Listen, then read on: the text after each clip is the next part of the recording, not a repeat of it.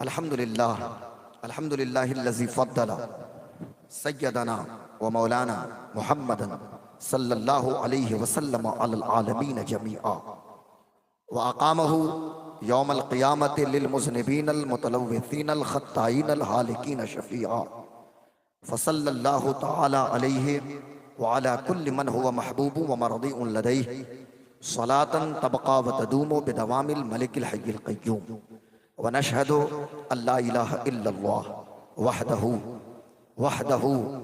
وحده لا شريك له ونشهد أن سيدنا ومولانا محمدا عبده ورسوله أما بعد فأعوذ بالله من الشيطان الرجيم بسم الله الرحمن الرحيم وأما بنعمة ربك فحدث صدق الله مولانا العظيم وقال رسول اللہ صلی اللہ تعالی علیہ وآلہ وسلم انا دعوت ابراہیم وبشارت عیسیٰ وروی امی التي رأت حین وضعتنی قد خرج بها نور اضاء لها منه قصور الشام سبحان او کما قال صلی اللہ تبارک وتعالی علیہ وآلہ وسلم صدق رسولہ النبی الامین المتین المبین المعین الکریم ونحن على ذلك لمن الشاہدین والشاکرین والحمدللہ رب العالمین۔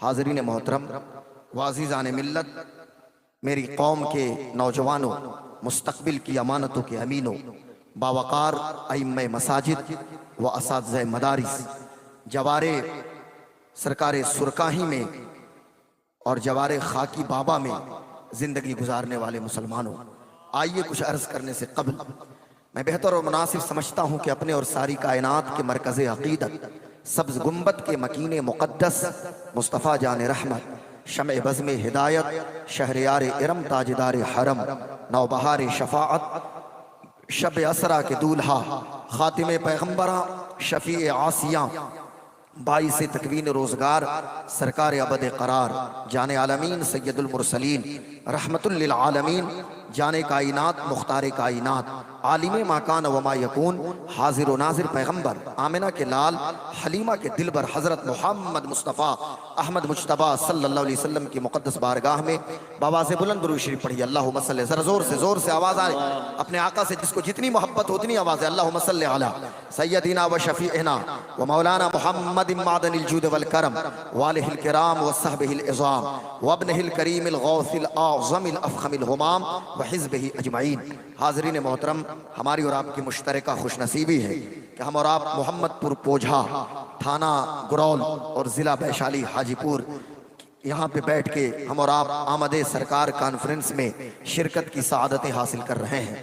محمد پور پوجھا نیا ٹولہ کے تمام نوجوان، خاص طور سے آپ کی مسجد کے خطیب و امام حضرت علامہ مولانا شاہ جہاں قادری صاحب قبلہ، یہ قابل مبارکباد ہیں کہ جنہوں نے ایک ایسی ٹیم تیار کی ہے کہ ماشاءاللہ سبحان اللہ، نہ تو نعرہ سکھانے کی ضرورت ہے، نہ سیکھنے کی ضرورت ہے، نہ جواب دینے کی ضرورت ہے، نہ جواب سکھانے، بیٹھے ہو بھائی زبیر بھائی، نہ جواب سکھانے کی ضرورت۔ کمیٹی کے جتنے نوجوان ہیں، یہ گرین بیلٹ کے ساتھ ہمارے سامنے موجود ہیں، ایک طرح کی یہ گرین بیلٹ ہمارے سامنے موجود ہے، اور پیچھے جو حضرات موجود ہیں میں ان سے بھی گزارش کروں گا کہ جو سب سے پیچھے کی کرسیوں پہ ہمارے ایک چچا جان دکھ رہے ہیں ماشاءاللہ سے سفید داڑھی والے، اور بھی جو حضرات ہیں ذرا آگے آ جائیے تھوڑی دیر، اب چونکہ رات نہیں بلکہ اب تو تہجد کا وقت ہے صاحب، اب سو کے اب اٹھ جائیں گے تو تہجد کی نماز پڑھ لیں گے۔ تہجد کا کوئی فکس وقت نہیں ہوتا ہے رات میں، فجر سے پہلے جو وقت ہے وہ تہجد کا وقت ہے، تو یہ تو اب سحری کا وقت ہے، رات کے 2 بج چکے ہیں، لیکن ماشاءاللہ حضرت استاذ الشورا بلکہ استاذ النقبہ حضرت فل محمد نعمت رضوی صاحب قبلہ موجود ہیں، جو 10 سال پہلے یہ پیشن گوئی کرتے تھے کہ غلام غوث بابو تھوڑی سی توجہ آپ دیجئے تو پھر تقریر آپ کی شروع ہو جائے گی۔ تو چونکہ میں ان سے شروع میں ہی کہا تھا کہ I'm not a professional speaker، میرا کوئی پروفیشن بھی یہ نہیں ہے، بلکہ بس مقصد یہ ہے کہ میری زندگی کا مقصد تیرے دی کی سرفرازی، میں اسی لیے مسلمہ، میں اسی لیے نمازی۔ تقریر کوئی میرا پیشہ نہیں ہے، یہ میرے لیے عبادت کا درجہ تقریر رکھتی ہے، تقریر عبادت ہے، اور یہ عبادت میں اپنی جانب سے تقریر کو نہیں کہتا ہوں۔ مجھے اس وقت ایک بات میں آپ کو بتا دوں، حضور قاضی شہر موجود ہیں حضرت علامہ قاضی حضرت علامہ مفتی محمد علی رضا مصباحی جو قاضی شہر آپ کے ہیں، جامعہ عائشہ کے فاؤنڈر ہیں، سربراہ اعلیٰ ہیں. ابھی کچھ دنوں قبل پٹنہ کے ایک سیمینار میں قاضی عبدالوحید فردوسی رحمۃ اللہ علیہ کی ذات پہ ایک سیمینار ڈاکٹر مفتی امجد رضا امجد صاحب قبلہ نے منعقد کیا تھا. بڑے بڑے اکابر اور مشاہیر موجود تھے. اخیر میں مجھ کو 10 منٹ کے لیے کھڑا کیا گیا کہ قاضی عبدالوحید فردوسی اور حضور سیدی سرکار اعلیٰ حضرت کے بیچ کیا رشتے تھے. حضرت صاحب قبلہ نے وہاں بھی دعاؤں سے نوازا. حضرت علامہ پیر طریقت رہبر شریعت حضرت علامہ مسعود رضا قادری صاحب قبلہ حنیفی ببھنگامہ شریف، ان کے گاؤں میں بھی میں خطاب کر کے آیا ہوں مظفرپور میں. حضرت صاحب موجود ہیں. ہمارے تمام شعراء یہ سب میرے سر کے تاج ہیں. روشن بیشالوی صاحب، ہمارے بھائی بڑے بھائی اکمل بیشالوی صاحب قبلہ، انوار الحق بیشالوی صاحب قبلہ، زمزم بیشالوی صاحب قبلہ. بیشالی تو ایسا لگتا ہے ماشاءاللہ ہر گھر میں ایک نعت خوان اور ایک شاعر موجود ہے یہاں پہ. سبحان اللہ ماشاءاللہ. ہم نے تو ہسٹری میں پڑھا تھا، انڈین اینشینٹ ایرا کی ہسٹری میں نے پڑھا تھا، بھارت کے پراچین کالین اتہاس میں، کہ ڈیموکریسی اور لوکتنتر کے بارے میں لوگ جو گفتگو کرتے ہیں کہ ڈیموکریسی ڈیموکریسی، لیکن ڈیموکریسی کی بنیاد کہیں پڑی تھی. یہی پہ بجی سنگ ایک جگہ ہے جہاں پہ اس کی بنیاد پڑی تھی. یہ ہمارا یہ حاجی پور اور ویشالی ہی کا چھیتر ہے. پوری دنیا میں ہسٹری کی ایک بات یاد رکھیے گا، جہاں بھی امریکہ ہو، یورپ ہو، آسٹریلیا کا کوئی ملک ہو، جب ڈیموکریسی کی بات کی جائے گی تو اس وقت ویشالی کی یاد ضرور آئے گی اور بجی سنگ کی یاد ضرور آئے گی. اس کو آپ یاد رکھیے گا، میں نے بتا دیا آپ حضرات سے. اور ویشالی کے ہیرے ہیں صاحب حضرت علامہ مفتی محمد علی رضا فیضی صاحب قبلہ. آپ ان کی سادگی پہ ہزاروں رنگ قربان ہو جائے صاحب. 3 گھنٹہ بیٹھ کے سیوان کے ایک جلسے میں انہوں نے خطاب کیا تھا. یہ خطاب سنا تھا میرا اور اس کا ذکر آج بھی حضرت صاحب قبلہ کرتے رہتے ہیں اکثر. ابھی آپ نے میرے بھائی جاوید رضا فیضی صاحب قبلہ سے بیان سنا، لیکن پوری رات میں صرف ایک تقریر انہی کی ہوئی ہے 30-35 منٹ یا اس سے بھی مختصر. اور بھی جتنے حضرات ہیں میں سارے لوگوں کا عبدالوحید رضوی صاحب قبلہ ہے اور ہمارے شاعر انٹرنیشنل فیضی صاحب قبلہ کو میں کیا کہوں صاحب، کہ جس طرح آج تو اب میں بہت زیادہ نہیں کر سکتے، اتنا کہوں گا کہ اکثر لوگ فیضی نسبت جوڑتے ہیں، جوڑنے پر کوئی پابندی نہیں ہے، لیکن 30 سال سے پورے بھارت میں کشمیر سے لے کر کنیا کماری تک، گجرات سے اسم تک، انڈمان سے لکشدیپ تک، جب کسی مجلس میں کسی نے کہا فیضی تو ذہن کہیں اور نہیں جائے گا، مدھوپور جائے گا اور حبیب اللہ فیضی صاحب قبلہ کے طرف یہ ذہن جاتا ہے. تو چونکہ اب وہ دلالت مطابقی ہے کہ تضمنی ہے، مجھے یہاں منطق اور فلسفہ نہیں پڑھانا، حضرت اشارہ سمجھ گئے ہوں گے مجھے. اب آئیے میں اپنی گفتگو کو شروع کرتا ہوں میرے دوستو. تقریر ایک عبادت ہے. کشف المحجوب آپ نے کتاب کا نام سنا ہوگا، یہ حضرت داتا گنج بخش ہجویری اس کے رائٹر اور اس کے مصنف ہیں. کشف المحجوب داتا صاحب قبلہ نے لکھا ہے اس میں کہ حضور جنید بغدادی سید الطائفہ جنید بغدادی، اللہ اکبر. آپ جانیے جنید بغدادی کون ہے؟ غوث اعظم سے پہلے کے بزرگ ہیں. حضرت بیٹا بیٹھو پلیز بیٹھو، کوئی نہیں بیٹھو بیٹھو. ریئر کیس میں اشارہ، جب چھٹی مانگو گے چھٹی ملے گی جانا. ابھی 1 نمبر کی ضرورت تو نہیں ہے نا؟ 1 نمبر یہاں تو بیٹھو بیٹھو پلیز، کوئی اٹھ کے نہیں جائے گا. مجھے پتا ہے کہ آپ انٹلیکچوئل ہیں، آپ دانشور ہیں، لیکن تھوڑی دیر ایک کم پڑھے لکھے خطیب کی بھی گفتگو تھوڑی دیر سن لیجئے. کیونکہ خطیب ہو جانے کے بعد ٹھپا لگ جاتا ہے کہ صاحب یہ لوگ پڑھتے کہاں ہیں. حالانکہ دنیا کو جاننا چاہیے کہ 10-20 کتاب پڑھنے کے بعد 1 گھنٹے کی تقریر تیار ہوتی ہے. جنید بغدادی سید الطائفہ ہیں، یہ مرید ہیں حضرت سری یعنی سقطی رحمت اللہ علیہ کے. یہ میں تھوڑا سا ٹریک سے ہٹ کے ایک بات کہوں، پھر میں آؤں گا انشاءاللہ میلاد مصطفیٰ کے حوالے سے، کہ تقریر عبادت ہے. ادعو الی سبیل ربک بالحکمہ والموعظۃ الحسنہ. تقریر سنیے، سننا بھی عبادت ہے. اور اس کا نچلا درجہ یہ ہے کہ جو وائز اور جو خطیب ہو، جو میلاد خواہ ہو، میلاد شریف میں یا جلسے میں بیٹھنے کا سب سے چھوٹا درجہ یہ ہے کہ سنانے والا بھی باوضو ہو، سننے والے بھی باوضو ہو. تو الحمدللہ سنانے والے کی تو کوشش ہوتی ہے کہ باوضو رہے، سننے والوں کی بھی ضرورت ہو کہ باوضو ہو رہے، سننے والوں کی بھی خواہش ہو کہ باوضو رہیں. تھوڑی دیر کے لیے موبائل فون کو جیب میں رکھیے، میری طرف دیکھیے. آپ ابھی بہت نعرہ لگا رہے تھے وہ آپ گلابی کرتا والے، لیکن ادھر دیکھیے، میرے باڈی لینگویج کو دیکھیے. میں آنکھ بند کر کے تقریر نہیں کر رہا، میری آنکھوں کی طرف دیکھیے. یہ ہمارے مختار بھائی بھی موجود ہوں گے، فریش میڈیا والے، اور یہاں تو نہ جانے بہت سارے چینلز موجود ہیں، بائی نیم میں سب کو نہیں جانتا، لیکن فل یبلغ الشاہد الغائب، جو یہاں موجود ہیں غائبین تک میرے پیغام کو پہنچا دیں. تو اس تناظر میں اب یہ کیا معاملہ ہے ادھر میں نہیں جانا چاہتا، صرف میں اتنا کہوں گا کہ میرے دوست سرین سقطی رحمت اللہ علیہ ہمیشہ جنید بغدادی سے کہتے تھے کہ جنید تقریر کیا کر.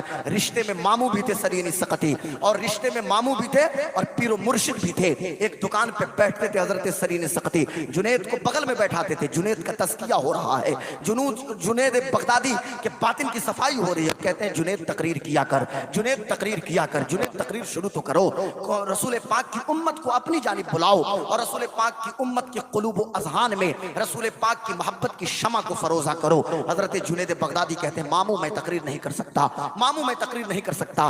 ایک رات کی بات ہے، جنید بغداد میں ہیں اور جنید کا نصیبہ جنید کی قسمت معراج کو پہنچتی ہے اور جنید خواب میں مصطفیٰ جان عالم کو دیکھتے ہیں. اور یاد رکھیے گا صحیح بخاری کی حدیث ہے, آقا فرماتے ہیں من رانی فی المنام فقط رانی فإن الشیطان لا یتمثل بی, جس نے خواب میں مجھ کو دیکھا اس نے مجھی کو خواب میں دیکھا.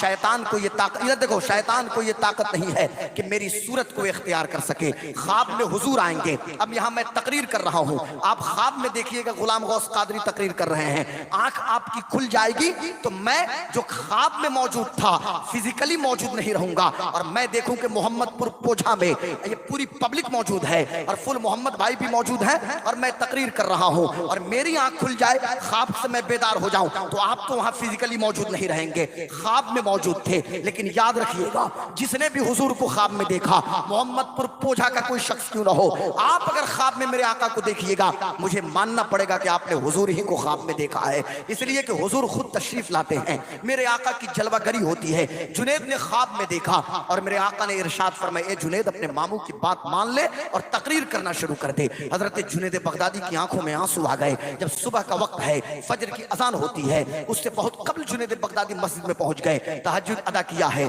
ماموں کے انتظار میں بیٹھ گئے بغداد کی جامع مسجد میں. حضرت سرین سقطی تشریف لائے, فجر کی نماز پڑھا دیا, پوری پبلک ان کو گھیر کے بیٹھ گئی ہے بغداد کی جامع مسجد میں. حضرت سرین سقطی رحمت اللہ علیہ جنید کو بار بار دیکھ رہے ہیں, جنید بغدادی ایک کونے میں بیٹھے ہوئے ہیں, آنکھوں سے آنسو گر رہے ہیں. جب لوگ چلے گئے ماموں نے بلایا ہے جنید بغدادی کو, غور سے سننا مسلمانوں, اور کہتے ہیں کہ اے جنید اب تو تقریر کرنا شروع کر دے, اب تو تقریر کرنا شروع کر دے. کہنے لگے کیا ہو گیا ماما, کیا ہو گیا ماموں جان. حضرت سرین سقطی نے فرمایا کہ اب تو تقریر کرنا شروع کر دے. جنید بغدادی کہنے لگے ہاں میرے شیخ, ہاں میرے ماموں جان, آج رات خواب میں مصطفیٰ آئے تھے, حضور نے فرمایا ہے, حضور نے حکم دیا ہے جنید تقریر کیا کر. اب سنیے گا, جب اتنا سننا تھا سرین سقطی نے اتنا سنا تو آپ نے پکار اٹھا کہ کل رات میں نے خواب میں اپنے اللہ کا دیدار کیا اور میں نے اپنے اللہ سے عرض کیا اے میرے مولا اپنے محبوب کو حکم دے دے کہ جنید کے خواب میں آ کر کہہ دے کہ تقریر کرنا شروع کر دے. نعرہ تکبیر, نعرہ رسالت, یہ تقریر ہے کیا؟ تقریر ہے کیا؟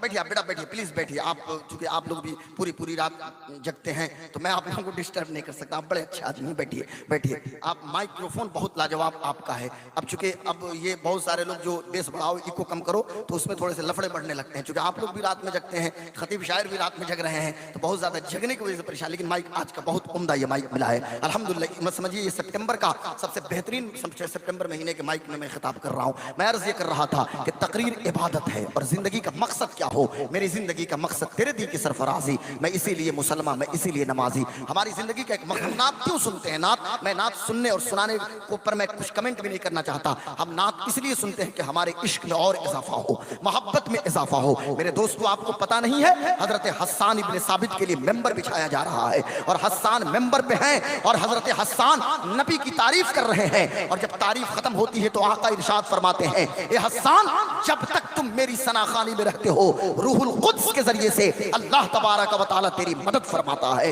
یہ حضرت حسان ابن ثابت کی شان ہے. تو ہمارے شعراء ان کا مقام تو بہت بلند ہے, ہم تو بڑے چھوٹے لوگ ہیں, لیکن اتنا میں کہوں گا ہم نعت اس لیے سنتے ہیں کہ ہماری تہجد کی نماز تک نہ چھوٹے. ہم نعت اس لیے سنتے ہیں کہ فجر کی نماز کی پابندی کریں. ہم نعت اس لیے سنتے ہیں کہ ظہر بھی پڑھیں. ہم نعت اس لیے سنتے ہیں عصر مغرب اور عشاء کی پابندی کریں. ہم نعت اس لیے سنتے ہیں کہ سڑکوں پہ چلے تو ہماری نگاہیں آوارہ نہ ہو بلکہ نگاہوں کو جھکا کے چلیں. ہم نعت کیوں سنتے ہیں؟ ہم نعت اس لیے سنتے ہیں کہ اپنے نجی معاملات کو بھی درست کریں, ہمارا ظاہر بھی درست ہو جائے, ہمارا باطن بھی درست ہو جائے. اس لیے ہم نبی کی نعت سنتے ہیں. یہ ویشالی اور مظفر پور کا علاقہ, یہ سیتامڑھی شیوہر اور مشرقی چمپارن اور مغربی چمپارن کا علاقہ, یا سارن کمشنری میں سیوان چھپرا گوپال گنج کا علاقہ, یہ پورے بہار کی میں بات, یا سیمانچل زون ہو یا ترہت زون ہو, ہر علاقے میں لوگ نبی کی نعت سنتے ہیں. پوری دنیا میں نبی کی نعت سنی جاتی ہے. تنہا انڈونیشیا کی بات کرتا ہوں, حبیب اللہ فیض صاحب قبلہ موجود ہیں. انڈونیشیا کے جو ریجنل لینگویجز ہیں, وہاں کی جو علاقائی زبان ہے, 600 علاقائی زبان انڈونیشیا میں ہے. اور دنیا حیران ہو جائے گی, یہاں پر اگر کوئی فرینچ میں پڑھ دے, کوئی جرمن میں پڑھ دے, کوئی ڈچ میں پڑھ دے, کوئی بھوجپوری میں پڑھ دے, کوئی جھارکھنڈی زبان میں پڑھ دے تو صاحب لوگوں کو دقت ہونے لگتی ہے. لیکن انڈونیشیا کی 600 علاقائی زبانوں میں لوگ نبی کی نعت پڑھتے ہیں اور میرے آقا سنتے بھی ہیں اور قبول فرماتے بھی ہیں. واللہ اصل لیں گے، واللہ اصل لیں گے، فریاد کو پہنچیں گے، اتنا بھی تو ہو کوئی جو آہ کرے دل سے، اور فریاد امتی جو کرے حال زار میں، ممکن نہیں کہ خیر بشر کو خبر نہ ہو۔ محمد پور پوجھا میں بیٹھ کے آپ فریاد کریں گے نا۔ سماعت کا عالم یہ ہے کہ سماعت کا عالم یہ ہے کہ دور و نزدیک کے سننے والے او کان لالے کرامت پہ لاکھوں سلام، مصطفیٰ جان رحمت پہ لاکھوں سلام۔ اب ذرا سنسیئر ہو جائیے، وقت بہت کم ہے، صرف میرے پاس 40 سے 45 منٹ وقت بچا ہے۔ کافی سنسیئریٹی کے ساتھ، مینٹل کنسنٹریشن کے ساتھ، ذہنی یکسوئی کے ساتھ آپ گفتگو کو سماعت کیجئے اور دل کی کتاب میں نوٹ کیجئے۔ آمد سرکار کا مہینہ چل رہا ہے، ربیع النور شریف کی آج 11ویں شب ہے۔ ابھی کل جو صبح جب سورج نکلے گا تو 11 ربیع النور شریف کی تاریخ ہوگی انڈیا کی دھرتی پہ، لیکن مدینہ منورہ میں آج شب نور ہے، 12ویں شب ہے۔ میرے ایک دوست ہیں، ان کا میسج مدینہ منورہ سے آیا تو پھر مدینے کی گلیاں یاد آنے لگی، مدینے کی بہاریں یاد آنے لگی، مدینے کے صبح اور مدینے کی شام۔ اللہ اکبر، جس نے ایک بار مدینہ دیکھا 1000 بار مدینہ جانے کی تمنا کر رہا ہے، اور جو 1000 بار بھی دیکھ لے وہ یہ چاہتا ہے کہ درے جانا پہ فدائی کو اجل آئی ہو، زندگی آ کے جنازے پہ تماشائی ہو۔ یا رسول اللہ تیری صورت جو تصور میں اتر آئی ہو، پھر تو خلوت میں عجب انجمن آرائی ہو۔ اور پھر وہ بریلی کا شیر حق پکار اٹھا کہ گل ہو جب اختر خستہ کا چراغ ہستی، اس کی آنکھوں میں تیرا جلوہ زیبائی ہو۔ تو سب تمنائی ہے کہ جلوہ زیبائی آنکھوں میں آ جائے۔ یہ جو میں نے ابھی جو اشعار کچھ پڑھے نا، یہ میرے شیخ، میرے پیر و مرشد حضور تاج الشریعہ کی مشہور زمانہ ناز شریف کے چند اشعار تھے۔ میں عرض یہ کرنا چاہتا ہوں میرے دوستو، آج مدینہ میں ابھی صبح بہارا لوگ وہاں پہ سیلیبریٹ کریں گے مدینہ منورہ میں۔ مجھے یاد ہے کہ 2016 میں شب نور کو میں حضور کے روضے پہ موجود تھا، اور اس رمضان میں بھی میں وہاں موجود تھا۔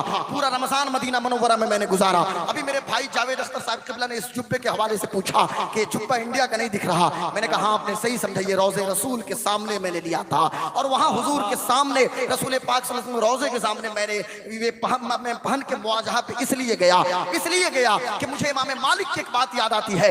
امام دار الہجرہ حضرت امام مالک فرماتے ہیں کہ کوئی مدینہ آئے تو یہ نہ کہے کہ میں رسول کی قبر پہ آیا ہوں، بلکہ یہ کہے کہ میں حضور سے ملنے کے لیے آیا ہوں، آقا سے ملاقات کے لیے آیا ہوں۔ یار بیداری کو پیدا کرو نا۔ نعرہ تکبیر، ماشاءاللہ، نعرہ رسالت، حضرت علامہ ڈاکٹر غلام غوث صاحب قبلہ۔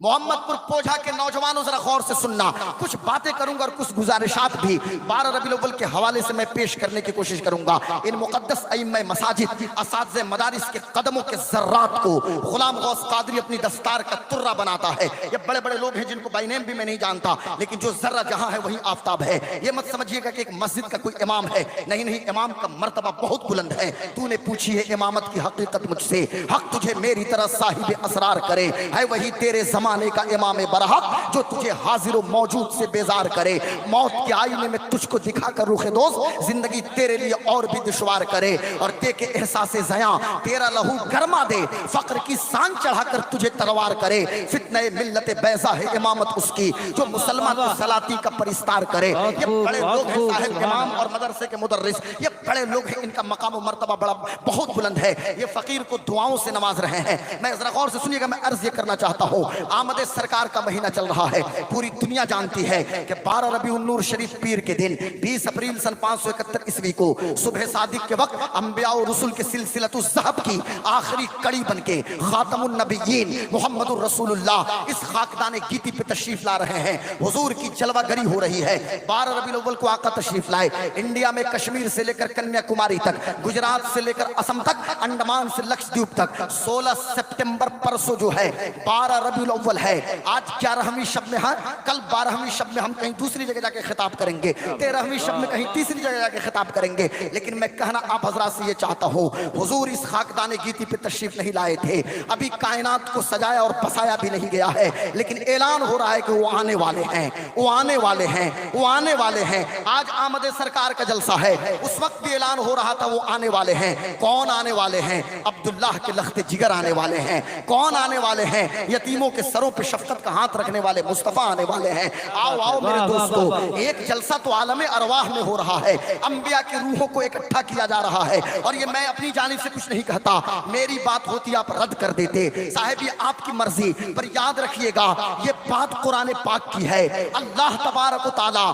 اس جلسے کا خطیب ہے. انبیاء کی روحوں کو اکٹھا کیا گیا اور انبیاء کی روحوں پہ مصطفیٰ جان عالم کو پیش کیا جا رہا ہے, حضور کی روح کو پیش کیا جا رہا ہے. اور میں ڈنکے کی چوٹ پہ بڑی ذمہ داری کے ساتھ سینہ ٹھوک کے کہوں گا کہ ہم وہ لوگ نہیں ہیں جو یہ کہیں کہ 40 سال کے بعد حضور کو نبوت ملی. نہیں نہیں, میرے آقا تو اس وقت بھی نبی تھے.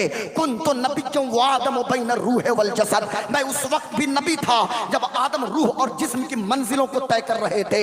میں اس وقت بھی نبی تھا. حدیث کے الفاظ بدل جائیں گے لیکن حضرت صاحب جامع ترمذی میں تو یہی الفاظ ہے نا کہ بین الروح والجسد, روح اور جسم کے درمیان جب موجود تھے اس وقت بھی میں نبی تھا. حضور کی روح فقط روح محمدی کی حیثیت سے پیش نہیں ہوئی ہے بلکہ بحیثیت نبی اور رسول آپ پیش کیے جا رہے ہیں. آپ سید الانبیاء ہیں, میرے آقا نبی الانبیاء ہیں, رسول اللہ سید المرسلین ہیں. اور میں بچوں سے کہوں گا کہ جس طرح نیوٹن کا موشن لا جاننا ضروری ہے, جس طرح A+B دا ہول اسکوائر کو جاننا ضروری ہے, جس طرح کیمسٹری کے فارمولے کو جاننا, حالانکہ آپ نہیں جانیں گے تو کچھ ہوگا نہیں, چونکہ ہمارے بیچ plumber, fitter, electrician, welder, fork lifter, اسکاپ holder, crane operator, JCB operator, سلائی کرنے والے, اس طرح کے لوگ زیادہ ملتے ہیں. حالانکہ بڑے الحمدللہ ہمارے بچے سائنٹسٹ بھی ہیں, ڈاکٹر بھی ہیں, میڈیکوز بھی ہیں, IAS بھی ہیں, IITN بھی ہیں. لیکن اتنا میں کہنا چاہوں گا جتنا وہ ضروری نہیں ہے, لیکن عقیدے کا یہ چپٹر یاد رکھیے گا. حضور کو نبی الانبیاء ماننا پڑے گا آپ کو.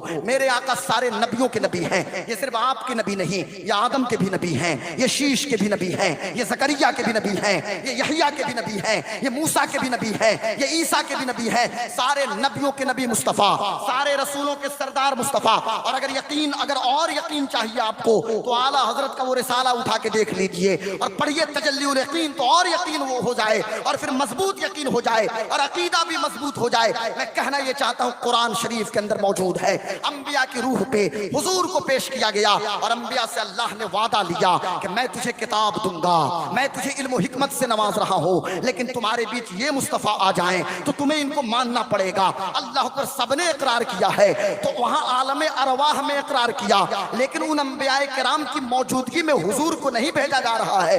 حضور آخری نبی بن کے تشریف لا رہے ہیں, لیکن 27ویں رجب کو فلسطین کے بیت المقدس میں مسجد اقصی میں 1,23,000 کم و بیش 999 انبیاء کرام کی صف لگی ہوئی ہے, اور سامنے جبریل ہیں.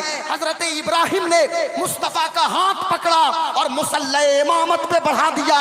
میرا امام بریلی سے پکار اٹھا, نماز اقصی میں تھا یہی سر, آیا ہو مانائے اول آخر کہ دست بستہ ہے پیچھے حاضر, جو سلطنت آگے کر گئے تھے.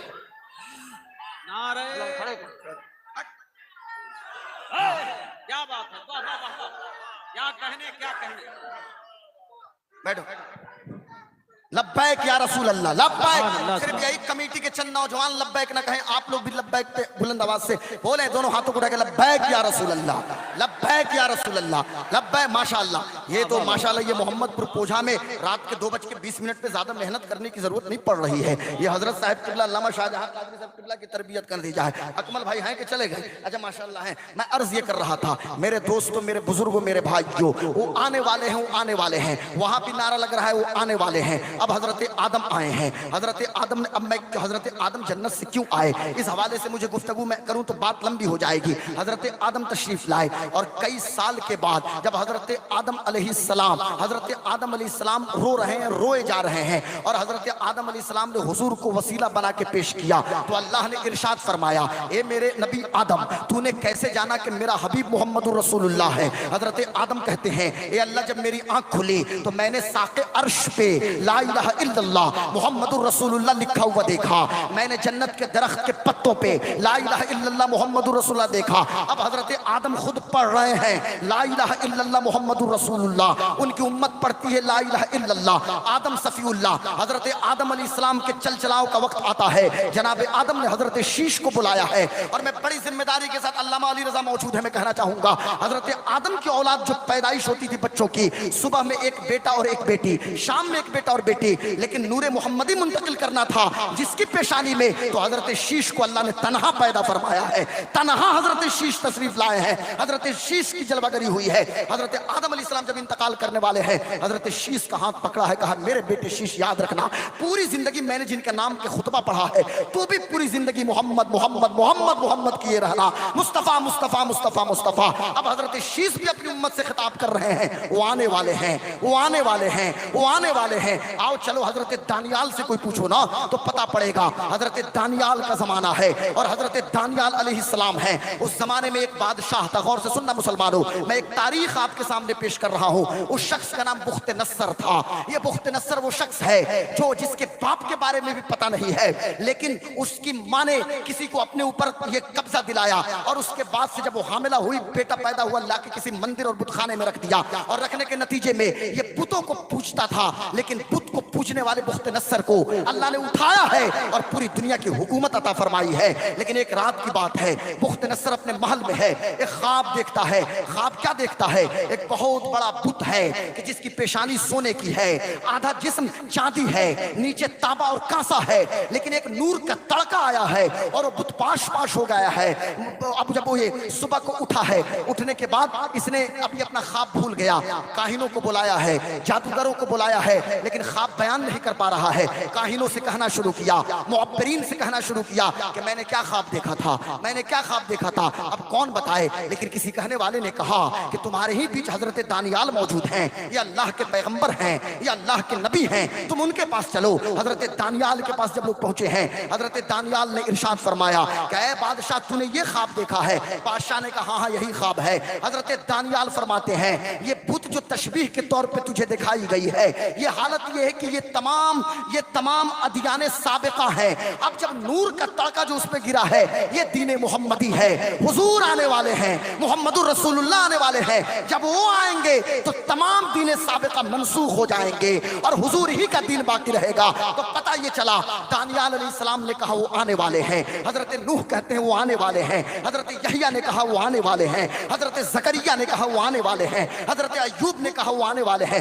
اب حضرت موسیٰ کو دیکھو, حضرت موسیٰ علیہ السلام بنو اسرائیل سے خطاب کر رہے ہیں, کہا وہ آنے والے ہیں. حضرت ابراہیم نے تو باضابطہ میلاد منایا. کعبے کی تعمیر, غور سے سنیے گا, کعبے کی تعمیر حضرت ابراہیم علیہ السلام کرتے ہیں, اور یہ نبی ہیں حضرت ابراہیم علیہ السلام.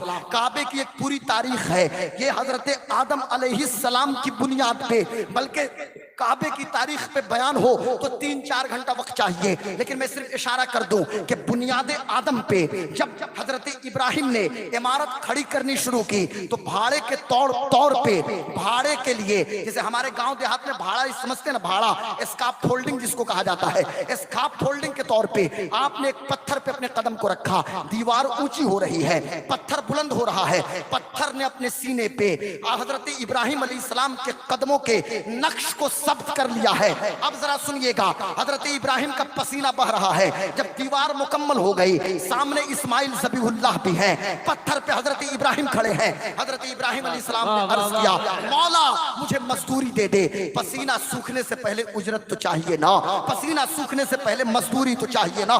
سننا نوجوانوں, مجھے مزدوری چاہیے. اب مزدوری کون سی؟ اب آج کا کوئی مولوی ہوتا تو حضرت ابراہیم کو بھی مزدور کہہ دے, لیکن نہیں, اللہ کا حکم تھا, ایک پروٹوکول آپ کو دیا جا رہا ہے. ابراہیم مانگ تجھے کیا چاہیے؟ حضرت ابراہیم دعا کے لیے ہاتھ اٹھاتے ہیں, ربنا وابعث فیہم رسولا منہم, اے میرے اللہ بھیج دے ان میں سے, انہی میں یعنی میری نسل میں بھیج دے پیغمبر آخر الزمان کو, بھیج دے رسول اللہ صلی اللہ علیہ وسلم کو, بھیج دے نبی الانبیاء کو, بھیج دے خاتم النبیین کو. یعنی دعا ہو رہی ہے. حضرت ادھر میری طرف دیکھیے, حضرت ابراہیم علیہ السلام دعا کر رہے ہیں, حضور کی آمد کی دعا کر رہے ہیں. حضرت ابراہیم علیہ السلام نعرہ لگا رہے ہیں وہ آنے والے ہیں. اب یہاں پہ رک جائیے, ایک ایسی بات میں کہنے جا رہا ہوں کہ اسٹیج والے بھی مجھے دعا دیں گے اور آپ بھی دعاؤں سے نوازیے گا کہ جس پتھر پہ کھڑے ہو کے, توجہ ادھر ہے تو بات سمجھ میں آئے گی, جس پتھر پہ مجھے امید ہے کہ ہمارے علماء دعا یقیناً ضرور دیں گے اور آپ بھی دیجئے گا, جس پتھر پہ کھڑے ہو کے حضرت ابراہیم نے دعا کی تھی, سورۃ البقرہ کی ورس نمبر 129 ہے, ربنا وابعث فیہم رسولا منہم, اللہ بھیج دے اسی نسل اسماعیلی میں خاتم النبیین کو, ہوتے کہاں خلیل و بنا, کعبہ و منا, لولاک والی صاحبی سب تیرے در کی ہے. یا رسول اللہ مصطفیٰ جان عالم، یا میں میرے پیارے آقا، آپ کا میلاد یہاں کون کر رہا ہے؟ سامنے کعبہ ہے، کعبے کی دیوار ہے، اور نیچے حضرت ابراہیم پتھر پہ کھڑے ہیں. پتھر نے سینے پہ ابراہیم کے قدموں کے نشان کو محفوظ کر لیا. اب قرآن پڑھیے، اللہ فرماتا ہے وَاتَّخِذُوا مِن مَّقَامِ إِبْرَاهِيمَ مُصَلَّى وَاتَّخِذُوا مِن مَّقَامِ إِبْرَاهِيمَ مُصَلَّى. تم کہیں کے بھی ہو، احرام پہن کے کعبے کا طواف کرو، عمرہ کے لیے کرو، حج کے لیے کرو، یا ایسے بھی طواف کرو نفلاً، لیکن طواف مکمل کرنے کے بعد 2 رکعت آ کے مقام ابراہیم پہ نماز پڑھنی پڑے گی، تمہیں مصلی بنانا پڑے گا. سوال یہ پیدا ہوتا ہے کہ ہم نے حدیث شریف میں تو یہ پڑھا کہ نبی جس پتھر پہ قدم رکھ دے، نبی کے قدموں کے نشان اس پتھر پہ ثبت ہو جاتے ہیں. حضرت ابراہیم پیدا ہوئے تھے میسوپوٹامیہ میں. حضرت ابراہیم وہاں سے فلسطین آئے، مصر آئے، نہ جانے کتنی کنٹریز میں گئے ہوں گے، لیکن کیا بات ہے اسی پتھر کو مصلی کیوں بنایا جا رہا ہے؟ اسی پتھر کی حفاظت کیوں کی جا رہی ہے؟ اور کیوں کہا جا رہا ہے وَاتَّخِذُوا مِن مَّقَامِ إِبْرَاهِيمَ مُصَلَّى؟ تو غلام غوث قادری کو کہہ لینے دیا جائے، لوگوں یہ پتھر وہ پتھر ہے کہ جس پتھر پہ کھڑے ہو کے حضرت ابراہیم نے آخری نبی کا میلاد منایا تھا اور ان کی پیدائش کی دعا کی تھی. اب قرآن میں کہہ دیا گیا وَاتَّخِذُوا مِن مَّقَامِ إِبْرَاهِيمَ مُصَلَّى. اللہ نے اعلان کیا کہ طواف میرے گھر کا کرنا، نماز میرے لیے پڑھنا، لیکن جب اس پتھر کے سامنے آؤ گے سجدہ میرا ہوگا، پر مصطفیٰ کا میلاد بھی یاد آ جائے گا. نعرہ تکبیر، نعرہ رسالت، حضرت علامہ ڈاکٹر غلام غوث صاحب قبلہ. نعرہ تکبیر. آمد مصطفیٰ کانفرنس، جشن آمد مصطفیٰ کانفرنس، سرزمین محمد پر پوجا. یہ میلاد کی برکتیں ہیں. ابراہیم نے کہا وہ آنے والے ہیں، مصطفیٰ آنے والے ہیں. مجھے جو خلت کا جامع ملا، میرے بیٹے اسماعیل کو ذبح و ایثار کا مجسمہ بنایا گیا. یہ کیوں؟ صرف انہی کا صدقہ ہے. وہ آنے والے ہیں، وہ آنے والے ہیں. میں کہنا یہ چاہتا ہوں، اب غور سے سنیے گا، یہ حضرت ابراہیم کی بات ہے. اسی جانب میرے آقا نے اشارہ کیا تھا انا دعوت ابراہیم، لوگوں میں ابراہیم علیہ السلام کی دعا ہوں. آقا فرماتے ہیں وہ بشارت عیسیٰ، اور میں حضرت عیسیٰ کی بشارت ہوں. ذرا غور سے سننا مسلمانوں، ایمان تازہ ہو جائے گا. حضرت عیسیٰ علیہ السلام ہیں، اپنے تمام حواریین کو جمع کیا ہے، اپنے تمام افراد کو جمع کیا ہے، اور حضرت عیسیٰ خطیب ہیں اور سامنے پوری پبلک موجود ہے. حضرت عیسیٰ علیہ السلام ارشاد کیا فرماتے ہیں وَإِذْ قَالَ عِيسَى ابْنُ مَرْيَمَ يَا بَنِي إِسْرَائِيلَ إِنِّي رَسُولُ اللَّهِ إِلَيْكُمْ مُصَدِّقٌ لِمَا بَيْنَ يَدَيَّ مِنَ التَّوْرَاةِ وَمُصَدِّقًا لِمَا بَيْنَ يَدَيَّ مِنَ التَّوْرَاةِ وَمُبَشِّرًا بِرَسُولٍ يَأْتِي مِن بَعْدِي اسْمُهُ أَحْمَدُ. اللہ تبارک و تعالیٰ قرآن میں ترجمانی فرماتا ہے. حضرت عیسیٰ علیہ السلام نے ارشاد فرمایا اے میری قوم کے لوگوں سنو سنو، اے بنو اسرائیل سنو، میں تصدیق کرتا ہوں توریت کی. توریت اللہ کی کتاب ہے جو اللہ نے موسیٰ علیہ السلام پہ نازل فرمایا ہے. لیکن سنو، میں اپنے بعد آنے والے احمد کی بشارت سنا رہا ہوں. میرے بعد احمد آئیں گے، وہ آنے والے ہیں. احمد حضرت عیسیٰ نے کہا، کوئی کہہ رہا ہے محمد آنے والے ہیں، کوئی کہہ رہا ہے احمد آنے والے ہیں. حضرت سلیمان علیہ السلام سے جا کر پوچھو نا. حضرت سلیمان علیہ السلام اپنے تخت پہ ہیں اور ان کا تخت گزر رہا ہے. سلیمان علیہ السلام کو اللہ نے اتنا اختیار دیا تھا کہ حضرت سلیمان علیہ السلام جب چاہتے تھے اپنے تخت کو ہوا میں اڑانے لگتے تھے. ایک علاقے سے گزر رہے تھے، تخت کو نیچے آنے کا حکم دیا اور اپنی نالین کو اتار لیا، اپنے چپل کو اتار لیا ہے اور اس علاقے سے خالی پیر گئے. حضرت سلیمان کے صحابہ بھی خالی پیر جاتے ہیں. جب کسی نے پوچھا تھا اے اللہ کے نبی یہ کون سی جگہ ہے، تو حضرت سلیمان علیہ السلام نے فرمایا یہ مدینۃ النبی ہے، یہ محمد الرسول اللہ کا شہر ہے. پوچھا گیا تھا یہ کون ہے محمد مصطفیٰ، تو حضرت سلیمان علیہ السلام نے کہا تھا یہ محمد مصطفیٰ وہ ہیں کہ جن کے صدقے میں سلیمان کو نبوت اور حکومت ملی ہے. اللہ نے سلیمان کو جو کچھ عطا کیا یہ انہی کا صدقہ ہے. اب یہیں پہ ٹھہرو محمد پر پوچھا والوں اور سنی مسلمانوں اور جنتی مسلمانوں، جب وہ نہیں آئے تھے تو سب نے کہا وہ آنے والے ہیں، وہ آنے والے ہیں. کون آنے والے ہیں؟ آمنہ کے لال آنے والے ہیں. کون آنے والے ہیں؟ یتیموں کے سہارا آنے والے ہیں. کون آنے والے ہیں؟ بیواؤں کی آبرو رکھنے والے مصطفیٰ آنے والے ہیں. کون آنے والے ہیں؟ سڑکوں کا ادب بتانے والے مصطفیٰ آنے والے ہیں. کون آنے والے ہیں؟ پسینہ سوکھنے سے پہلے مزدور کو اجرت دینے کا پیغام دینے والے آقا آنے والے ہیں. کون آنے والے ہیں؟ تو سب نے کہا کہ جو کہیں گے الجنت تحت اقدام امہاتکم، جنت تو تیری ماؤں کے قدموں کے نیچے ہے، وہ مصطفیٰ آنے والے ہیں. تو جب وہ نہیں آئے تھے پوری دنیا میں ایک نعرہ وہ آنے والے ہیں، وہ آنے والے ہیں. اور جب 12 ربیع रबीउल अव्वल दोशंबा के दिन सुबह सादिक के वक्त काशाने अब्दुल मुत्तलिब में अब्दुल्लाह के घर में आमिना की गोद में जब मेरा मुस्तफा आया है तो मुस्तफा आए हैं कौनैन के मालिक को मुख्तार बन के आए हैं, आदम के सरदार बन के आए हैं, सारी कायनात के मरकज़ो मावा बन के आए। सुभान अल्लाह, सुभान बारक अल्लाह। मुस्तफ़ा मुस्तफ़ा मुस्तफ़ा मुस्तफ़ा, बस हुजूर आ गए, वो आ गए हैं। अब हमने कहा वो आ गए हैं, यतीमों जश्न मनाओ, मुस्तफ़ा आ गए हैं। यतीमों के सरों पर दस्ते शफकत रखने वाले नबी आ चुके हैं, हुजूर की जलवागरी हुई। अब एक बात और बताए चलता हूँ, मैं बात करूँ तो बात से बात निकलेगी तो बड़ी लंबी चौड़ी गुफ्तगू हो जाएगी। और इस सीजन में 1.5-2 घंटे तो गुफ्तगू रोजाना हो रही है, 2 घंटे 2.5 घंटे तक। मुझसे किसी ने कहा था भाई आप भी गुफ्तगू बहुत फैला दे रहे हैं। अब मैं थोड़ा सा कंक्लूजन की तरफ ले जाने की कोशिश करूंगा। सबने कहा वो आने वाले हैं, लेकिन आइए, ये तो हमने ये उस दौर की बातें की कि जो हुजूर से पहले जो लोग विसाल कर गए, लेकिन हम हुजूर के जमाने के एक शख्स की बात कर रहे हैं। ये कौन है साहब, जो हुजूर के सहाबी भी हैं। कौन सहाबी? हजरत सलमान फारसी का नाम आपने सुना होगा। कौन सलमान फारसी? मुझे अफसोस इस बात पे है कि हमारा बेटा सिर्फ बॉलीवुड के एक नाचने वाले सलमान को जानता है। जब मैंने खुद अपने बेटे का नाम सलमान रखा तो कुछ लोगों ने कहा था कि अरे गुलाम गौस साहब आपको क्या हो गया है, आपने बॉलीवुड के एक एक्टर के नाम पे अपने बच्चे का नाम रख दिया। हमने कहा ये आपकी कमीलमी है, आप सिर्फ बॉलीवुड के उस एक्टर को जानते हैं और हम मदीने के सलमान फारसी को जानते हैं। हजरत सलमान फारसी, अरे हजरत सलमान के नाम पे भी तो सुभान अल्लाह, सुभान अल्लाह बोलो। हजरत सलमान फारसी, ये मदीने के सलमान फारसी हैं, मदीने के सलमान फारसी, लेकिन ताल्लुक इनका मदीने से भी नहीं है, मक्का से भी नहीं है, ये अरबी भी नहीं है, इनकी अपनी जबान मादरी जबान अरबी भी नहीं है। जरा तवज्जो से सुनिएगा, ईमान ताजा हो जाएगा। वो आने वाले हैं खातमुन नबीयीन, कितनी शान के मालिक मुस्तफ़ा कि सबको कहना पड़ेगा बाद में, आखिर में सबने यही कहा और कहना भी पड़ेगा क़यामत तक कि ला युमकिनु सनाउ कमा कान हक़्क़ुहु बादस खुदा बुजुर्ग तू ही किस्सा मुख्तसर। ये उस्ताद नात के शायर हैं, ये बड़े अच्छे नकीब भी हैं, इनको खबर है कि सब आखिर में यही जाके कहते हैं कि ऐ रज़ा खुद साहिब कुरान है मद्दा है हुजूर, तुझसे कब मुमकिन है फिर मिदहत रसूलुल्लाह की। अल्लामा ज़रक़ानी रहमतुल्लाह अलैह अपनी किताब के अंदर अल्लामा ज़रक़ानी लिखते हैं कि पूरी कायनात जमा हो जाए एक जगह, इन्हें यानी मा सिवल्लाह,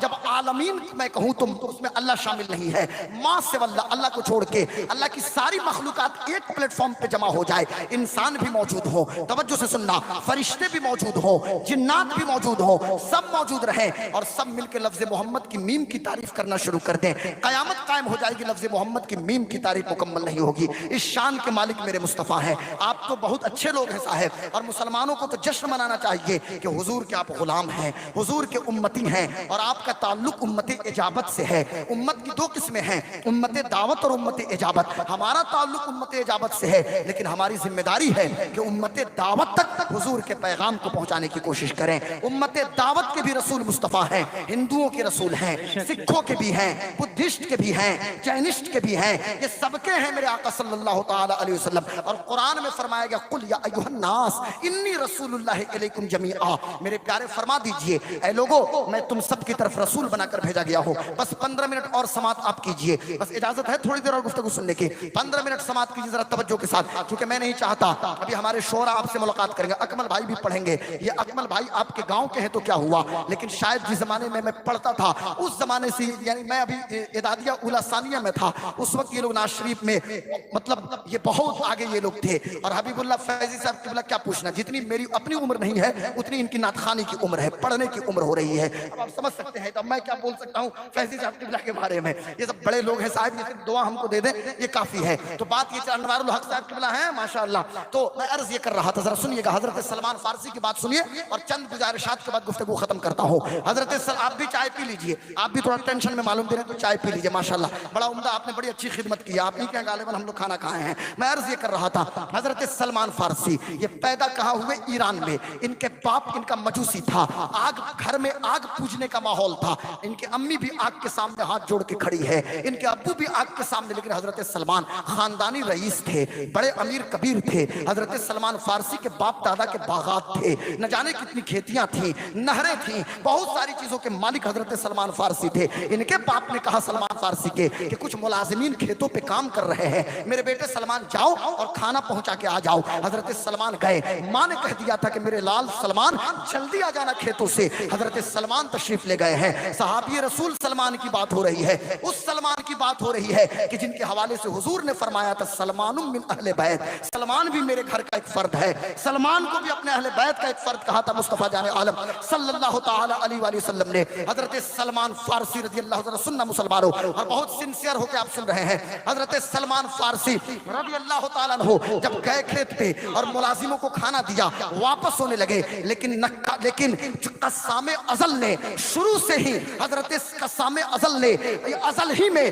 حضرت سلمان فارسی کو چونکہ ان کا مومن ہونا لکھ دیا گیا تھا۔ حضرت سلمان فارسی ایک چرچ کی طرف سے گزر رہے تھے، ایک گرجا گھر کی طرف سے گزرے، تھوڑی دیر کے لیے گرجا گھر میں چلے گئے، ابھی حضور کی جلوہ گری نہیں ہوئی ہے، ابھی زمانہ فطرت ہے، حضرت عیسیٰ کے ماننے والے لوگ موجود ہیں۔ میں کہنا یہ چاہتا ہوں مسلمانوں، سننا نوجوانوں، یار تقریر سنا بھی کبھی کبھی کیا کیجیے، آپ اس کو یاد بھی کیجیے، ہو سکے تو 10-20 بار سنیے بھی آئیے میڈیا والوں کے ذریعے، اور پھر اس کو سمجھنے کی بھی کوشش کیجیے۔ حضرت سلمان فارسی رضی اللہ تعالیٰ عنہ 1 گھنٹے اس گرجا گھر میں رہے، پادری سے بڑا متاثر ہوئے، اس کی عبادت کے انداز، اس کے اخلاق سے متاثر ہوئے۔ وہ حضرت عیسیٰ کا کلمہ پڑھ رہا تھا، لا الہ الا اللہ عیسیٰ روح اللہ، لا الہ الا اللہ عیسیٰ روح اللہ۔ حضرت سلمان فارسی لیٹ سے گھر آئے، باپ نے ہاتھ پکڑ لیا، بیٹے سلمان ہو کیا گیا تجھے، تو اتنی دیر تو نے کیوں لگا دی؟ سلمان کہنے لگے، ارے بابا کیا بتاؤں، ہم بابا آپ آگ کو پوچھتے ہیں، لیکن ہم نے ایک شخص کو دیکھا ہے جو اپنی پیشانی کو اللہ کی بارگاہ میں جھکا رہا ہے، جو کہتا ہے لا الہ الا اللہ عیسیٰ روح اللہ، مجھے اس کا دین بڑا اچھا لگ رہا ہے، اس کے عادت و اطوار بڑے اچھے لگ رہے ہیں۔ کہا نہیں میرے بیٹے، پاگل ہو رہے ہو، خاندان سے بغاوت مت کیا کرو، سلمان جائیداد سے تجھے آگ کر دوں گا، سلمان وطن سے بے وطن کر دوں گا، سلمان تجھے گھر سے نکال دوں گا۔ لیکن سلمان بھی متوالے تھے صاحب، وہ بھی تو تمنائی تھے، وہ بھی تو سودائی تھے صاحب، رسول پاک کی محبت کے تمنائی اور سودائی تھے۔ حضرت سلمان چلے ہیں، باپ سے چھپ کے چلے، ماں سے چھپ کے چلے، چھپ چھپ کے اس گرجا گھر میں جاتے تھے، لیکن ادھر ماں نے پہرا بٹھا دیا کہ میرا بیٹا گمراہ ہو رہا ہے، آباؤ اجداد کے دین کو ترک کر دیا ہے، آگ کو پوجنا چھوڑ دیا ہے۔ اس کے بعد باپ نے بھی پہرے بٹھا دیے، لیکن سلمان فارسی نے باپ اور ماں کی نگاہوں سے بچ کے آپ نے اپنے وطن کو چھوڑ دیا۔ اس پادری نے کہہ دیا تھا کہ آپ یہاں سے دمشق چلے جائیے، ایران سے دمشق جائیے، دمشق میں میرا ایک دوست ہے، وہ آپ کی رہنمائی کرے گا۔ حضرت سلمان فارسی بھاگتے ہوئے سیریا کی راجدھانی دمشق پہنچے۔ دمشق کی ایک خانقاہ میں، ایک گرجا گھر میں، اس زمانے میں اس کو خانقاہ ہی لوگ کہتے تھے، اس گرجا گھر میں حضرت سلمان پہنچے، چند سال وہاں گزارے۔ اس کے بعد سلمان کی طبیعت میں سکون نہیں ہے، بڑے بے چین ہیں، وہ پادری بھی مرنے لگا، تو اس حضرت سلمان فارسی کا ہاتھ پکڑا۔ سلمان فارسی نے کہا کہ اب آپ رہنمائی کیجئے کہ میں دین حق کی تلاش میں کہاں جاؤں۔ اس نے کہا کہ تم موصل جاؤ، اب دمشق سے موصل کی دوری بہت دوری ہے، زیادہ ہے۔ حضرت سلمان موصل چلے گئے، موصل میں بھی یہی معاملہ ہوا۔ 2-3 سال رہنے کے بعد وہاں کے بھی پادری نے کہا کہ اب میرے بھی چل چلاؤ کو وقت آ گیا ہے، سلمان تم اموریا چلے جاؤ، وہاں پہ ایک پادری ہے، وہ تیری رہنمائی کرے گا۔ جب حضرت سلمان وہاں پہنچے، 10 سال اس چرچ میں گزارا۔ اس کے بعد جب وہ مرنے لگا پادری، سلمان نے کہا ابھی منزل کا پتہ مجھے چاہیے، منزل تک رسائی نہیں ہوئی ہے۔ پادری کہنے لگا، جب حضرت سلمان نے پوچھا تھا کہ مجھے بتاؤ میں کیسے اس حق کو تلاش کروں، کیسے وہاں تک پہنچوں، کیسے اس منزل جس منزل کی جستجو میں نے اپنی ماں کی مامتا کو چھوڑا، ماں کی محبت کو چھوڑا، میں نے اپنے باپ کو چھوڑا، اپنے وطن کو چھوڑا، دمشق آیا، موصل آیا، اب اموریا ہوں، اب میں کہاں جاؤں؟ تو کہنے لگا اب کہیں مت جاؤ، اب تم ایک سرسبز و شاداب باغ میں چلے جاؤ، ایک علاقہ ہے کہ جہاں پہ کھجوروں کے باغات ہیں، ایک آنے والا چند دنوں کے بعد وہ جلوگر ہوگا، اور پھر کچھ دنوں بعد، کچھ سالوں بعد انہی باغات میں وہ آئے گا۔ کہا اس کی نشانی بھی تو بتا دے۔ کہنے لگا وہ پادری، ہم نے اپنی پہلی آسمانی کتابوں میں پڑھا کہ اس کی نشانی یہ ہے کہ وہ صدقہ قبول نہیں کرتا ہے، ہدیہ قبول کرتا ہے۔ کہا اور بھی بتا دے۔ کہنے لگا پادری، اس کی ایک اور نشانی یہ ہے کہ اس کی پشت پہ مہر نبوت ہوگی۔ اللہ اکبر، اللہ اکبر۔ سلمان اب آقا کی محبت میں، رسول کے نادیدہ عاشق، ابھی دیکھا بھی نہیں مصطفیٰ کو، لیکن حضور کا حلیہ سلمان کی نگاہوں کے سامنے موجود ہے۔ جناب سلمان چلے ہیں، ایک قافلہ حجاز کی طرف یہ رواں دواں تھا۔ حضرت سلمان نے ان کو پیسہ دیا، کھوڑا دیا، اور بھی بہت بکریوں کا ریوڑ دے دیا، اور کہا مجھے لے چلو حجاز کی سرزمین پہ۔ لیکن حجازیوں نے کیا کیا ہے، لانے کے بعد حضرت سلمان سلمان کو بیچ دیا ہے، ان پہ ظلم و ستم کا پہاڑ توڑا ہے. سلمان فارسی مکہ ہوتے ہوئے مدینہ آ گئے ہیں. اب مدینہ حضرت سلمان پہنچ گئے ہیں. اتنے میں سلمان کے کان میں خبر ملی، ایک آنے والا مکہ میں آ چکا ہے. چند سالوں میں خبر ملی، آنے والا اعلان کر رہا ہے میں ہی اللہ کا رسول ہوں، میں محمد ابن عبداللہ ہوں. اب سلمان ہر دن مدینے کی صبح ہے، مدینے کی شام ہے، مدینے کے باغات ہیں، مدینے کے در و دیوار ہیں، اور حضرت سلمان فارسی انتظار میں ہے. چند سالوں کے بعد یعنی ادھر 40 سال، پھر 13 سال، 53 سال کے انتظار کے بعد جب ایک بار مدینے میں ایک آواز ایک بیک گونجی، طلع البدر علینا من ثنیات الوداع وجب الشکر علینا ما دعا للہ داعی. اس یہودی نے کہنا شروع کیا، اے سلمان جس کے انتظار میں تم بے چین تھے وہ محمد مدینہ آ چکے ہیں. بنو نجار کی لڑکیاں دفوں کے تھاپ پہ محمد عربی کا استقبال کر رہی ہیں. لوگ مدینہ چھوڑ چھوڑ کے ودا کی گھاٹی میں پہنچ گئے ہیں. کون آ رہا ہے؟ آج مصطفیٰ آ رہے ہیں، خاتم النبیین مدینہ آ رہے ہیں، مکہ سے کونین کے والی تشریف لا رہے ہیں، مدینہ آ چکے ہیں. یا اللہ مدینہ مدینہ مدینہ مدینہ. اور مجھے کہنے دو ان علماء کی موجودگی میں بڑی ذمہ داری کے ساتھ ڈنکے کی چوٹ پہ سینہ ٹھوک کے آپ کا خطیب غلام غوث قادری کہتا ہے مدینے کو بھی عظمت ملی ہے تو مصطفیٰ کی وجہ سے عظمت ملی ہے. یثرب تھا مدینہ ہو گیا. مان لو کہ اگر اللہ مصطفیٰ کو کسی دور دراز کسی افریقن کنٹری میں یا جنگل جانے کا حکم دے دیتا تو جنگل بھی مصطفیٰ کے صدقے میں مدینہ النبی ہو جاتا.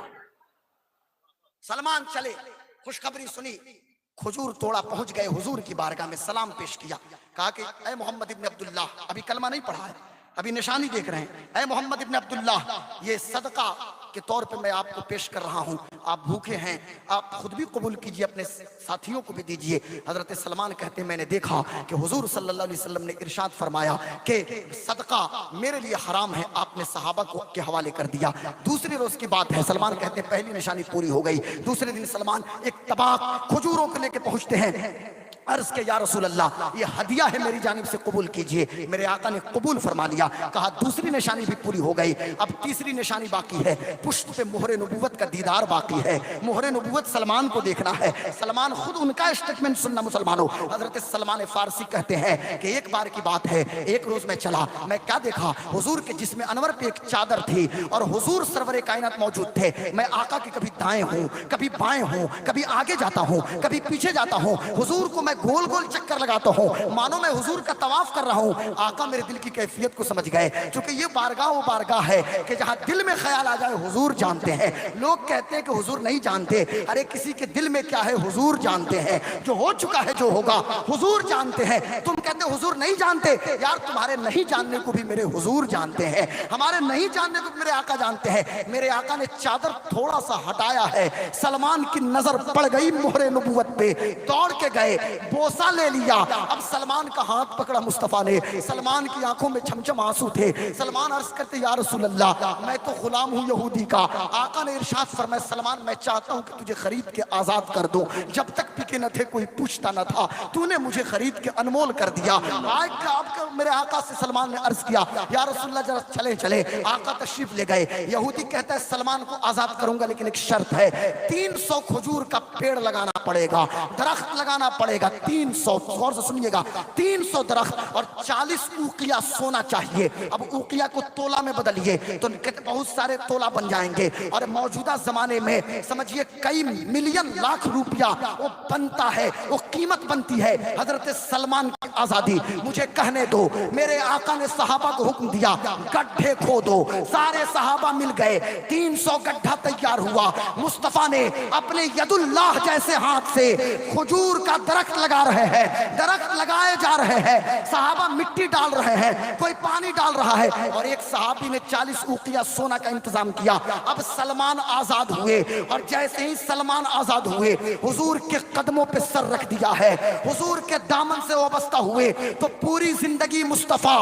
مصطفیٰ مصطفیٰ. اور رسول پاک نے اپنے اس عاشق کو کیا مقام اس کا بلند کیا کہ جب مسجد نبوی کی صحن میں آیت تطہیر اتر رہی ہے ہے، اور اس چادر تطہیر میں، اس پنجتن جب چادر تطہیر میں حضرت حسن بھی ہے، حسین بھی ہے، علی بھی ہے، فاطمہ بھی ہے، آقا دعا کے لیے ہاتھ اٹھاتے ہیں، اللہم ہاؤلاء اہل بیتی فاذہب عنہم الرجس وطہرہم تطہیرا۔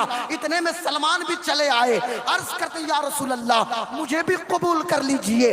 آقا فرماتے ہیں سلمان من اہل بیت، سلمان بھی میرے اہل بیت کا فرد ہے۔ اب یہیں سے ایک مجاز ملا، اب سننا مسلمانوں، یہیں سے مجاز ملا کہ عزت اس کی ہوگی اور قدر اس کی جائے گی، سینے سے اسے لگایا جائے گا جو نبی کا سچا عاشق ہوگا۔ رسول پاک صلی اللہ علیہ وسلم کا خاندان کا ہونا شرط نہیں ہے، یاد رکھیے گا، خاندان کا فرد تھا، چچا تھا ابو لہب، زبان عربی تھی، گورا چٹا تھا، لات مار کے نکال دیا گیا۔ بہت دور کے بلال تھے، بہت دور کے سلمان تھے، بہت دور کے صہیب تھے، مصطفیٰ سے سینے سے لگا دیا ہے۔ اور حضور نے تکبیر، نعرہ رسالت، جشن آمد مصطفیٰ کانفرنس، سرزمین محمد پر بوجھا۔ اب یہیں سے ایک بات اور، ڈاکٹر غلام غوث قبلہ قادری، یہیں سے ایک اور مجاز ملا کہ 300 درخت لگانا، یہ پیڑ، یہ کوئی دنیا کا کام ہے کیا؟ درخت لگائیے، یہ حضور کا طریقہ ہے، حضور کی سنت ہے۔ درخت یہ اس ماحول کو سازگار بنانا ہے، گرمی کی شدت میں کمی چاہیے تو پیڑ پودے خوب لگائیے۔ اور میں کہنا چاہوں گا آقا فرماتے ہیں کہ ایک مسلمان کسان ہو، کھیتی باڑی کرے یا پودا لگائے، کوئی جانور اس سے کھا لے، یا سایہ درخت کے نیچے کوئی جانور بیٹھ جائے، کوئی پرندہ کھا لے، کوئی انسان کھا لے، درخت لگانے والے کو اللہ تعالیٰ صدقے کا ثواب عطا فرماتا ہے۔ محو تسبیح تو سب ہیں مگر ادراک کہاں، زندگی پوری عبادت ہے مگر ہوش نہیں۔ 5 وقت کی نماز بھی پڑھیے اور ساتھ ساتھ کھیتی باڑی میں بھی خوب محنت کیجیے۔ ہم کسان کے بیٹے ہیں، شاید آپ بھی کسان لوگ ہیں، خوب مشقت کیجیے، کوئی جانور کھا لے، پرندہ کھا لے، انسان کھا لے، درخت آپ لگائیے اپنے دروازے پہ۔ درخت اس ربیع الاول میں ہر شخص یہ ارادہ بنائے کہ 12 درخت ہمیں لگانا ہے۔ اللہ نے ہم کو زمین دیا ہے، آم کا پیڑ لگا دیجیے، لیچی یا جو کچھ بھی ہے، جو پھلدار درخت ہو یا سایہ دار درخت ہو، آپ لگانے کی کوشش کیجیے۔ یہ اس طرح بھی آپ رسول پاک کے میلاد کو سیلیبریٹ کر سکتے ہیں۔ اس 12ویں کو 12 پیڑ لگا لیجیے، اگلے 12ویں کو 12 درخت لگا لیجیے، پھر 12ویں کو 12 لگائیے۔ تو اگر اللہ نے زمین آپ کو دیا ہے تو ایک کٹھے میں نہ جانے کتنے درخت ہو جائیں، 10-20 کٹھے میں اور بھی درخت ہو جائیں گے، اور آپ کو ثواب بھی ملے گا۔ آپ کو اس کا پھل نہ ملے، آنے والی نسلیں پھل کھائیں گی، پر ثواب تو آپ کو ملتا رہے گا، صدقے کا ثواب ملے گا۔ میں عرض یہ کرنا چاہتا ہوں، بات سے بات نکلے گی تو بہت زیادہ لمبی گفتگو ہو جائے گی، 2:50 ہو گئے۔ اب آخری بات سنیے، سب نے کہا وہ آنے والے ہیں، حضور سے پہلے حضرت سلمان فارسی کو خبر مل گئی وہ آنے والے ہیں۔ بس آخری بات سنیے گا، یہ مدینہ شریف میں آپ نے سنا ہوگا، حضرت ابو ایوب انصاری کا نام سنا ہوگا۔ یہ حضرت ابو ایوب انصاری رضی اللہ تعالیٰ عنہ، یہ میزبان رسول ہیں ابو ایوب انصاری، لیکن حضرت ابو ایوب انصاری ان کا تعلق کس خانوادے سے ہے تو آپ حیران ہو جائیے گا۔ یمن میں ایک بادشاہ تھا تبہ حمیری، تبہ اول حمیری اس کو کہا جاتا ہے۔ یمن کے بادشاہوں کا لقب تبہ ہوتا ہے، جیسے ایران کے بادشاہوں کو کسرا کہا جاتا ہے، روم کے بادشاہوں کو قیصر کہا جاتا ہے، تو یہ یمن کے بادشاہوں کو تبہ کہا جاتا ہے۔ اور جو نجاشی بادشاہ ہوتے تھے حبشہ کے، ان کو نجاشی کہا جاتا تھا، نام ان کے الگ ہوتے تھے۔ مصر کے بادشاہوں کو فرعون کہا جاتا تھا اس زمانے میں، تو فرعون مصر، قیاصرہ روم یا اکاسرہ ایران، یہ تمام طرح کے تعبیرات استعمال ہوتے ہیں اردو میں۔ میں کہنا یہ چاہتا ہوں تبہ، یہ تبہ وہ شخص ہے کہ اس نے کتابوں میں پڑھا تھا کہ محمد عربی کی جلوہ گری ہوگی، یہ چلتا تھا، سفر کرتا تھا تو علماء کو لے کے چلتا تھا، کتابوں کا علم جن کے پاس ہو، شریعت کا علم ہو، جو دین جاننے والے لوگ ہو، اس زمانے کے نبی پہ جن کا ایمان ہو، پوری ٹیم 400 علماء اکرام کی ٹیم کو لے کے چلا۔ اور جب یہ مدینہ منورہ آیا تو اس نے پڑھا تھا کہ آخری نبی آئیں گے، پیدا ہوں گے مکہ میں، لیکن جلوہ گری ہوگی مدینہ شریف میں، مدینہ کو مسکن بنائیں گے۔ تو اس نے بہت سارے عمارات کی تعمیر مدینے میں کی تھی، اور ایک 2 منزلہ عمارت بھی بنایا تھا اسی مدینہ منورہ کی دھرتی پہ۔ 2 منزلہ عمارت تھی، 2 منزلہ عمارت موجود تھی۔ وہ شخص اپنے 400 علماء کو کہا کہ علماء اکرام کو وہاں پہ ٹھہرایا، رات بھر علماء اکرام میٹنگ کرتے رہے۔ بعد میں علماء نے فیصلہ کیا کہ آپ بادشاہ ہماری گردن مار دیں تو مار دیں، پر ہم مدینہ چھوڑ کے کہیں نہیں جائیں گے، ہم یثرب میں رہیں گے، ابھی وہ یثرب تھا، ہمیں یہیں رہنا ہے۔ اب انہی 400 علماء کی نسل سے قبیلہ اوس اور خزرج کے لوگ ہوئے، وہ چلے گئے، ان کی نسل میں پھر بہت سارے یہ بتوں کو پوجنے والے لوگ بھی ہو گئے، لیکن تبہ ہیمیری نے ایک شمول نام کا ایک عالم تھا، اس نے خط لکھا، خط میں لکھا تھا کہ یہ خط ایک امانت ہے اللہ کے واسطے، یہ امانت کے طور پہ میں تجھے دیتا ہوں، اور اس کو اپنی نسل میں امانت در امانت بھیجتے جانا، اور یہ خط محمد رسول اللہ تک پہنچ جانا چاہیے۔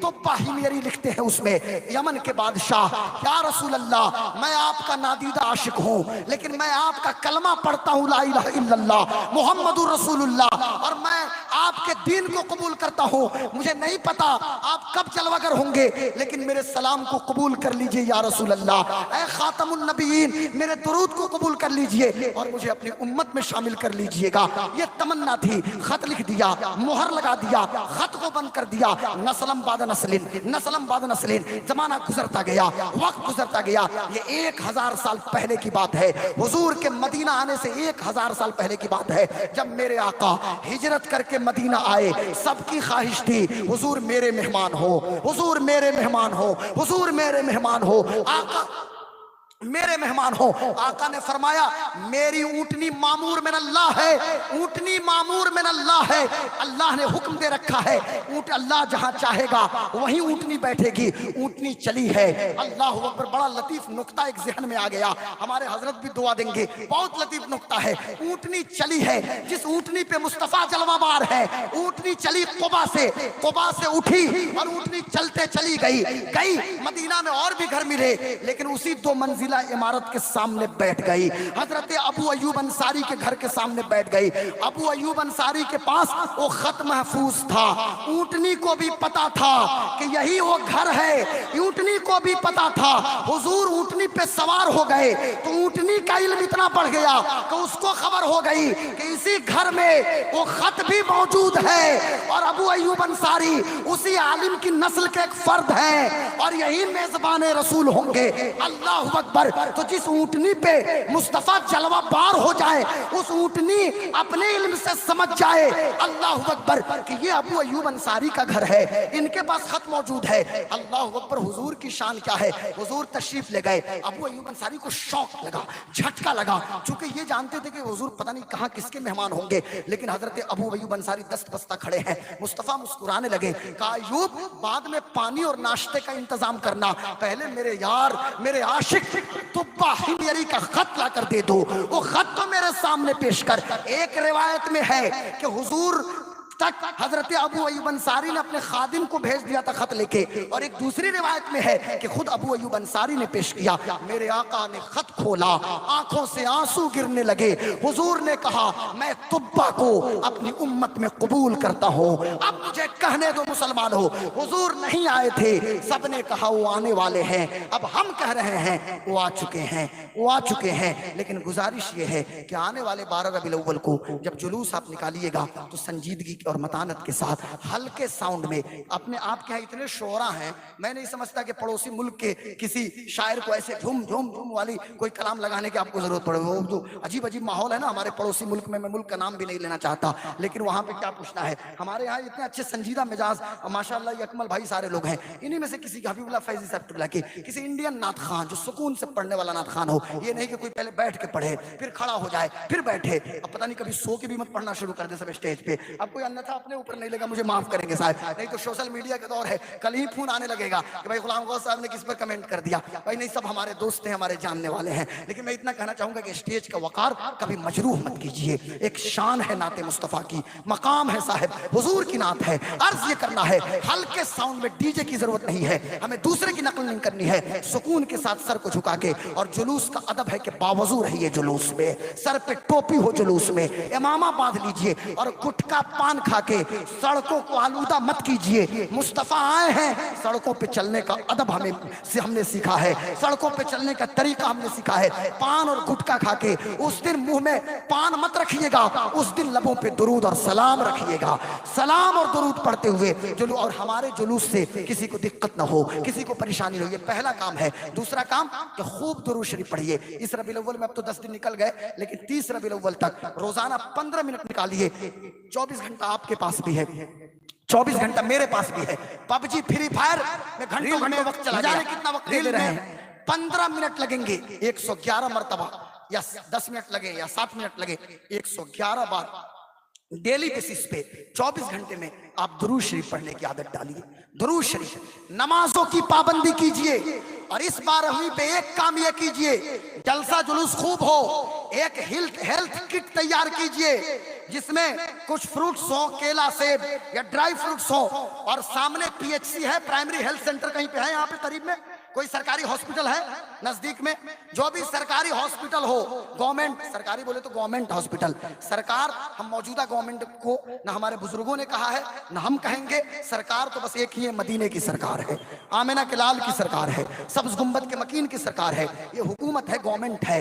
तो ये गवर्नमेंट के जो इदारे हैं तो वहां पे पहुंच जाइए, और जाके जितने मरीज हैं, हिंदू हो, सिख हो, औरत हो, मर्द हो, सबको एक पैकेट दीजिए। वो औरत हिंदू औरत होगी लेकिन पूछेगी कि क्या है, आप कहिएगा मेरे आका का आज यौम मिलाद है, हुजूर की पैदाइश का दिन है। आप इसी हाईवे पे चले जाइए, ये मुजफ्फरपुर, गोरौल और हाजीपुर जो मेन हाईवे है, जो सीतामढ़ी से भी कनेक्टेड है, आप पानी, ठंडा पानी का बोतल 100, 200, 500 लेके बैठ जाइए, खड़े रहिए। ट्रक ड्राइवर हिंदू हो, मुस्लिम हो, बस का ड्राइवर हो, सवारी हो, आप पानी पेश कर दीजिए, कुछ नाश्ता पेश कर दीजिए। वो पूछेगा क्या है आज, आप कहेंगे आज 12 रबीउल अव्वल है, आज मेरे आका की पैदाइश का दिन है, इसलिए तोहफा उन्हीं का हम तकसीम कर रहे हैं। सारी कायनात में जो कुछ बट रहा है उन्हीं का सदका बट रहा है।